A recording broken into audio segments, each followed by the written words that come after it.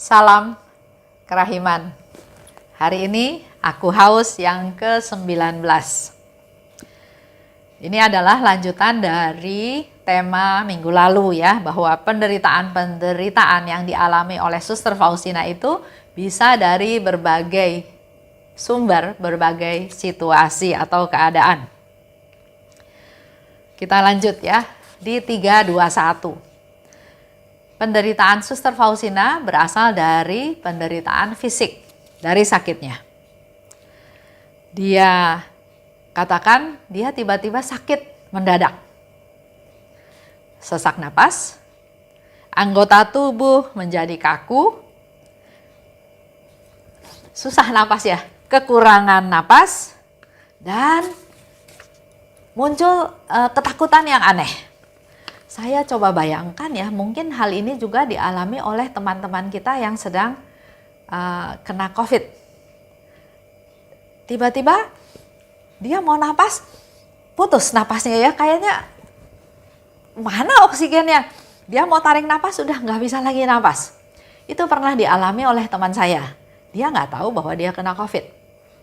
Cuma dia merasa badannya nggak enak, terus tiba-tiba dia mau napas, kok kayaknya habis oksigennya, udah nggak bisa napas lagi. Dia kaget, dia masuk ke kamarnya, dia coba latihan napas lagi karena dia nggak mau membuat ibunya khawatir ya. Jadi dia coba lagi napas, dan memang di HP atau teman-teman banyak yang juga memberikan masukan ya. Kalau kita sampai sesak napas, kalau bagaimana caranya kita meningkatkan saturasi oksigen kita, macam-macam ya. Ada senam, ada cara tidur tengkurap, dan lain-lain. Akhirnya dia merasa lega lagi. Pada saat dia merasa sudah lebih lega, dia hubungi temannya. Temannya dokter, dia katakan, ya besok kamu periksa. Dan pada waktu dia periksa, ternyata betul, dia positif, kena COVID. Nah, ini yang dialami juga oleh Suster Faustina. Dia sesak napas, kekurangan napas, terus tiba-tiba timbul rasa takut. Gimana ini kalau nggak bisa napas lagi, kan habis oksigen terus mati ya. Tapi Suster Faustina bilang ini bukan kematian, tapi suatu peralihan menuju kepada kehidupan sejati. Tapi ternyata penderitaan ini begitu berat. Rasanya seperti kematian. Tadi dikatakan suatu peralihan ya, menuju kepada kehidupan kekal. Memang kalau kita sekarang hidup di dunia fana, kita melewati pintu kematian, kita akan masuk kepada kehidupan kekal. Tapi Suster Faustina katakan kematian itu mengerikan. Sehingga kita sering dengar ya, doakan mereka yang sedang sekarat, doakan mereka yang sedang dalam sakratul maut. Karena memang pada saat-saat itulah saat-saat yang mengerikan, saat-saat yang menakutkan. Bahkan Yesus pun dalam sakratul maut, dia sampai bisa berkeringat, mengeluarkan peluh dan juga titik-titik darah.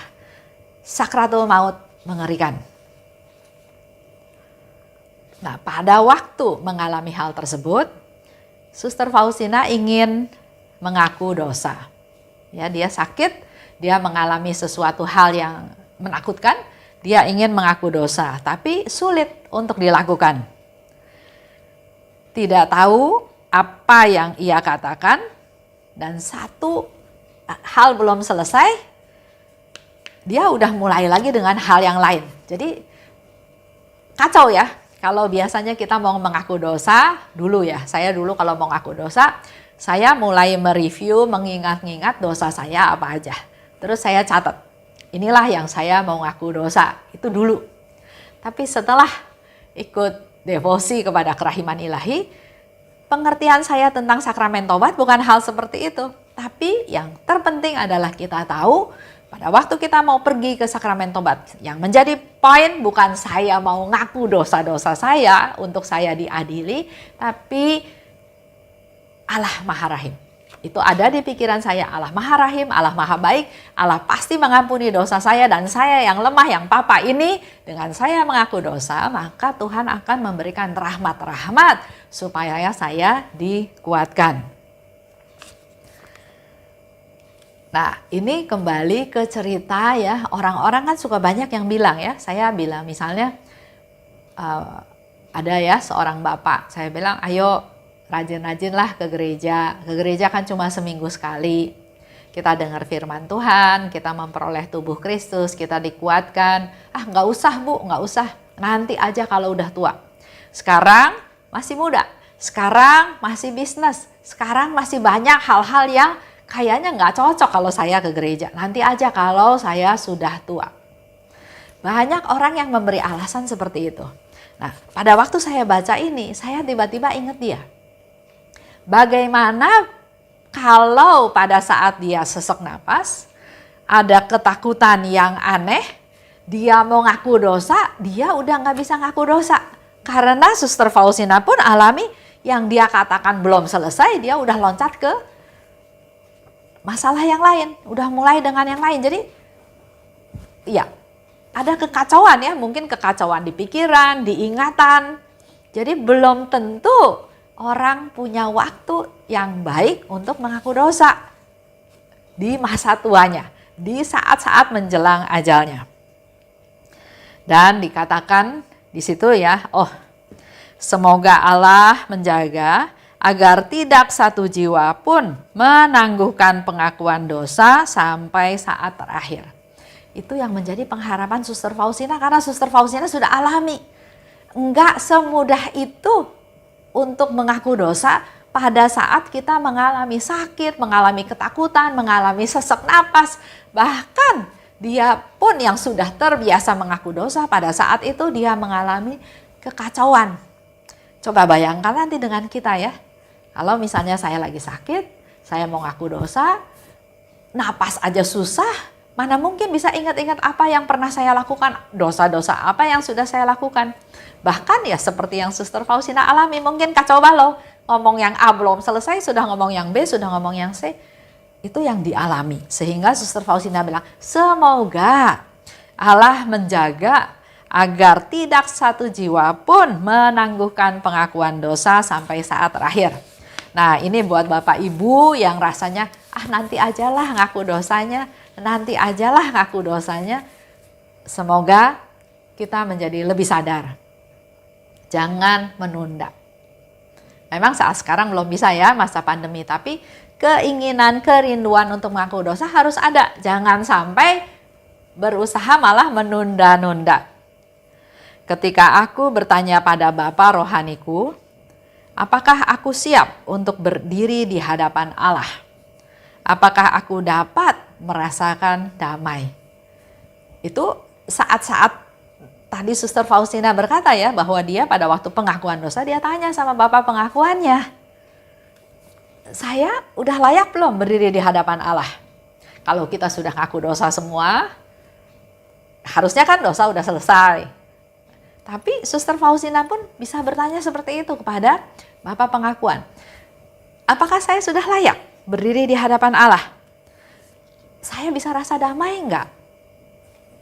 Dan apa yang dikatakan oleh Bapa pengakuan? Dia katakan,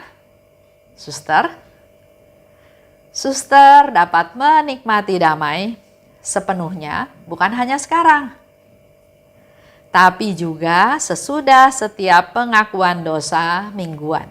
Jadi Bapak pengakuannya memberikan semacam satu konfirmasi. Setiap kamu sudah ngaku dosa, kamu pasti merasa damai. Dari cerita ini kita juga bisa mengambil kesimpulan. Suster Faustina awalnya sakit sesak napas, tapi melalui suatu conversation, pembicaraan dengan Bapak pengakuannya, justru dia mendapat satu pencerahan. Untuk menikmati damai, menerima sakramen tobat, maka kamu akan menerima damai. Kedua, penderitaan karena suara dalam hati. Ada suara ya. Kalau tadi yang pertama tentang penderitaan fisik, sekarang ada suara dalam hati. Itu ada di 644. Ketika aku meninggalkan kamar pengakuan, banyak pemikiran menghimpit jiwaku. Buat apa aku harus bersikap terbuka? Kita tahu ya, karena di sana Bapak pengakuannya bilang, bahwa apa yang diakukan oleh Suster Faustina itu bukan dosa. Jadi Suster Faustina katakan, apa yang telah aku katakan bukanlah dosa. Aku tidak mempunyai kewajiban untuk mengatakannya kepada Bapa Pengakuan. Dan lagi, betapa menyenangkan bahwa aku tidak lagi harus mendengarkan suara batinku. Saya nggak tahu persis bagaimana ceritanya ya, tapi saya mencoba menggambarkan mungkin pada waktu itu Suster Faustina ngaku dosa. Dan Bapak Pengakuan bilang, oh ini bukan dosa. Sehingga Suster Faustina punya satu pemikiran, oh kalau bukan dosa ya saya nggak usah cerita sama Bapak Pengakuan. Dan saya pun udah nggak usah dengerin lagi suara-suara batin yang ada di dalam diriku.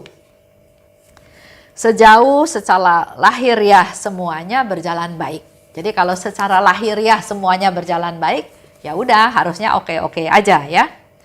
Aku tidak perlu memperhatikan suatu pun atau mengikuti suara-suara batin yang sering kali membuat aku begitu direndahkan. Nah, ini mungkin bisa dilihat contoh ya. Saya pernah cerita, ada seorang anak muda pacaran, pacarnya hamil. Terjadilah perundingan, bagaimana mengatasi masalah ini? Akhirnya si pemuda ini berkata, ya sudah, ayo kita tanggung jawab, kita menikah. Tapi si pacarnya yang perempuan nggak mau. Bahkan dia mau menggugurkan kandungannya. Dan tanpa setahu si pemuda, si pemudi sudah menggugurkan kandungannya. Ada rasa berdosa, ada rasa bersalah yang dirasakan oleh si pemuda tadi. Jadi saya katakan ya sudah, kamu ngaku dosa. Bahwa kamu melakukan perbuatan yang bersalah. Perbuatan dosa. Udah Bu, saya sudah ngaku dosa, saya sudah ngomong sama pastor, saya sudah ngaku dosa. Tapi saya masih merasa saya berdosa karena masih ada suara terngiang-ngiang di telinga saya, kamu pembunuh, kamu tidak bertanggung jawab, kamu membunuh janin yang tidak berdaya, kamu berdosa, kamu berdosa. Itu terus terngiang-ngiang sehingga pada waktu dia melakukan doa dalam ruang adorasi pun dia menangis. Saya tanya lagi, kamu percaya nggak Tuhan itu maha pengampun? Iya. Kamu percaya nggak Tuhan itu bisa mengampuni kamu? Iya. Nah, kamu sudah ngaku dosa, Tuhan sudah ampuni kamu, ya sudah. Enggak Bu, tapi suara teguran ke saya itu terus saya dengar terngiang-ngiang bahwa saya berdosa, saya berdosa, saya berdosa. Kamu pembunuh gitu ya. Jadi saya katakan, kalau begitu, kamu nggak punya iman, nggak percaya bahwa Tuhan itu bisa mengampuni kamu. Kamu harus percaya bahwa Tuhan bisa mengampuni kamu. Jadi bisikan-bisikan dalam hati kamu itu bukan bisikan dari Tuhan. Itu bisikan dari si jahat yang mau membuat kamu jatuh. Kita tahu Tuhan mengampuni kita. Tuhan bisa mengampuni dosa sehitam apapun, Tuhan bisa. Nah itu kita harus punya iman, kita percaya kalau kita sudah mengaku, kita sungguh-sungguh menyesal dan kita percaya Tuhan sudah ampuni. Kalau kamu masih ragu berarti kamu nggak percaya bahwa Tuhan itu bisa mengampuni. Jadi kalau ada suara-suara batin, Bapak Ibu juga perlu discernment, perlu hati-hati karena suara itu belum tentu suara dari Tuhan. Ada ya satu teman, seorang ibu, dia doa terus dari pagi, siang, sore, malam doa terus. Katanya disuruh doa. Dia seorang ibu rumah tangga, dia seorang istri, dia seorang ibu. Dia punya tugas dalam rumahnya. Jadi nggak mungkin menurut saya ya Tuhan menyuruh dia berdoa sepanjang hari, sepanjang malam untuk terus berdoa. Kalau dia bilang dia disuruh untuk terus berdoa, itu yang perlu dijadikan tanda tanya besar. Doa terus, rumahnya berantakan. Suaminya ngomel, suaminya ngeluh, anak-anak nggak dikasih makan, nggak disiapin apa-apa. Karena waktunya habis sama doa. Hati-hati dengan suara batin. Nah, di sini pun Suster Faustina mengalami gangguan dari suara batin tersebut, ya. Sejak pelarangan dari Bapa Pengakuanku, kegelapan gelap menyelubungi jiwaku. Aku takut kalau mendengar suara di dalam hatiku. Khawatir melanggar larangan Bapa pengakuanku.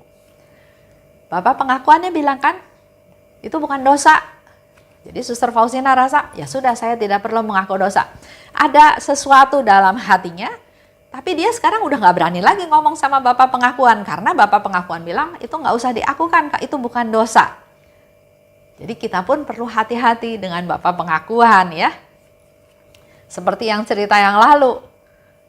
Bapak pengakuan mendengarkan pengakuannya Suster Faustina bukan memberikan nasihat, memberikan kekuatan, memberikan penghiburan, malah stop, saya nggak mau dengar lagi. Karena si imam tersebut malah jadi ketakutan. Contoh suara batin, ini ya. Setan mulai mencemooh. Lihat, kini engkau tidak akan lagi berusaha untuk memenangkan jiwa-jiwa. Ini yang dialami oleh Suster Faustina. Di dalam batinnya dia mendengar omongan ya. Omongan itu si setan mulai mencemooh. Kamu gak bakal lagi berusaha untuk selamatkan jiwa-jiwa. Lihat, apa yang kamu dapat, imbalan apa yang kamu dapat dengan kamu berdoa untuk menyelamatkan jiwa-jiwa tersebut. Tidak seorang pun akan percaya kepadamu bahwa Yesuslah yang meminta hal ini. Itu bisikan-bisikan yang didengar oleh Suster Faustina. Lihat, betapa banyaknya sekarang engkau harus menderita. Dan betapa lebih banyak lagi yang masih harus engkau derita. Akhirnya Bapa pengakuan telah melepaskan engkau dari semua hal ini. Itu bisikan-bisikan ya, yang mengganggu Suster Faustina. Lanjut, ada juga penderitaan yang berasal dari aktivitas rutin. Itu ada di 2:10. Suster Faustina mohon pada Tuhan agar sudi menguatkan imanku supaya dalam rutinitasku, hidup harianku tidak dituntun oleh perasaan manusia tapi oleh roh. Jadi hidup rutin aja bisa mendatangkan penderitaan. Mungkin jadi bosan, jadi capek, jadi menunda-nunda. Tapi kita belajar dari Suster Faustina, justru dia berdoa pada Tuhan supaya Tuhan menguatkan imanku, supaya dalam rutinitasku, hidup harianku enggak dipimpin oleh perasaan manusia, tapi oleh roh. Menempatkan cinta diri pada tempat yang paling rendah. Jadi fokusnya bukan diri sendiri, tapi orang lain. Ya, menempatkan diri sendiri, cinta diri sendiri di tempat yang paling rendah. Keempat, penderitaan dari pekerjaan yang berbelas kasih di 4:21. Pada malam menjelang pemajangan gambar, Bapak pengakuan minta suster untuk membuat karangan bunga di gambar tersebut. Jadi ini cerita pada waktu gambar kerahiman ilahi pertama kali mau dipajang di Ostra Brahma. Jadi Bapak pengakuan minta kepada suster-suster itu untuk membuat karangan bunga untuk menghias gambar kerahiman ilahi yang mau dipajang. Muder bilang kepada Suster Faustina, bukan suster-suster aja, kamu juga harus bantu. Jadi ya Suster Faustina bergembira ya membantu suster-suster tadi menyiapkan karangan bunga untuk menghias gambar kerahiman ilahi. Pada waktu itu beberapa ibu melihat persiapan tersebut dan bertanya kepada para suster, apa maksud gambar yang bagus itu dan apa artinya? Karena memang banyak orang yang nggak tahu apa maksud gambar itu. Seperti saya juga pertama kali dikasih poster, ini gambar Yesus apa lagi ya? Kok dari hatinya ada sinar merah dan pucat? Ibu-ibu di sana pun melihat gambar itu bertanya-tanya, apa maksud gambar bagus ini? Suster Faustina pasti tahu tentang hal ini. Jadi mereka mulai bertanya pada Suster Faustina. Tapi Suster Faustina diam. Kenapa diam? Kenapa dia nggak mau bercerita? Karena aku tidak dapat mengatakan hal yang sesungguhnya karena aku tidak disuruh ngomong. Dia nggak boleh bercerita. Jadi aku diam. Mereka makin penasaran. Tanya terus, apa maksud gambar ini? Kenapa begini? Kenapa begitu ya? Suster Faustina bilang, aku semakin waspada. Dia semakin berusaha untuk diam. Untuk tidak mengatakan kebohongan atau juga mengatakan kebenaran. Karena aku tidak mendapat izin untuk berbuat demikian. Jadi dia betul-betul mengandalkan Tuhan, apapun dia bertanya pada Tuhan. Pada waktu Yesus enggak mengajar dia atau menyuruh dia untuk mengatakan sesuatu, ya dia enggak katakan sesuatu. Dia semakin menjaga lidahnya, waspada, supaya jangan sampai dia bohong, atau juga jangan sampai dia bercerita tentang kebenaran. Selama 3 hari, aku menderita. Karena ya seperti itu. Dipaksa suruh cerita apa maksud gambar itu, tapi di pihak lain Yesus enggak memberikan izin pada Suster Faustina untuk mengatakan hal tersebut. Jadi selama 3 hari aku menderita. Tapi di dalam diamnya, di dalam penderitaannya, sepertinya ada kekuatan istimewa yang menguasai jiwaku. Aku begitu bahagia ya, walaupun dia menderita 3 hari tersebut, karena aku menderita bagi Allah. Dan kedua, dengan dia diam itu menjadi silih untuk jiwa-jiwa memperoleh kerahiman pada hari-hari itu. Itu Triduum, 3 hari suci. Jadi dengan diamnya Suster Faustina justru banyak jiwa-jiwa mengalami mendapat kerahimannya Tuhan. Itu gambar pertama kali dipajang di Ostra Brahma pada periode penutupan tahun jubileum 1935. Itu aja cerita untuk hari ini. Itulah penderitaan-penderitaan yang Suster Faustina alami dengan berbagai sebab situasi. Begitu pula dalam hidup kita sehari-hari, kita pun mungkin gak terlepas dari hal-hal tersebut. Semoga sharing-sharing dari Suster Faustina memberikan kekuatan baru pada kita, memberikan pemahaman baru bagaimana kita menghadapi penderitaan-penderitaan yang terjadi. Terima kasih. Salam kerahiman.